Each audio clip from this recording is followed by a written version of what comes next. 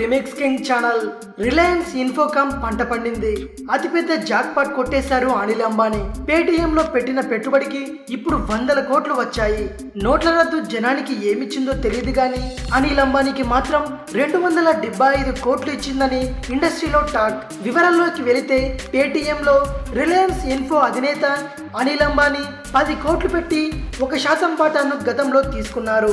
ఇటీవల నోట్ల రద్దు తర్వాత పేటీఎం షేర్ వాల్యూ అనూహ్యంగా పెరిగింది. డబ్బులు అవసరం లేని అనిల్ అంబానీ దాన్ని వదులుకోవడానికి ఇష్టపడలేదు. అయినా 10 కోట్లు పెట్టుబడికి ఊహించని విధంగా 1% వాటా కింద 275 కోట్లు ఆఫర్ వచ్చింది.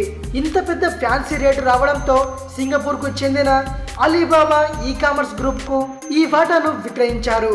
గతేడాది డిసెంబర్లో Paytm CEO Vijay Shekhar Sharma 197 communication సంస్థలో తనకు ఉన్న 1% వాటాను అనిల్ అంబానీకి 10 కోట్లకు అమ్మేశారు. ప్రస్తుతం అలీబాబా కంపెనీ పేటీఎం మొత్తం వాటాలను సొంతం చేసుకుంది.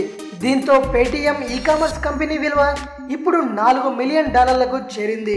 ఈ లెక్కన 1% వాటా విలువ 275 కోట్లుగా మార్కెట్ వర్గాలు చెబుతున్నాయి. కానీ ఈ వివరాలను అధికారికంగా వెల్లడించడానికి రిలయన్స్ కంపెనీ గాని ఇటు అలీబాబా గ్రూప్ గాని స్పందించడం లేదు.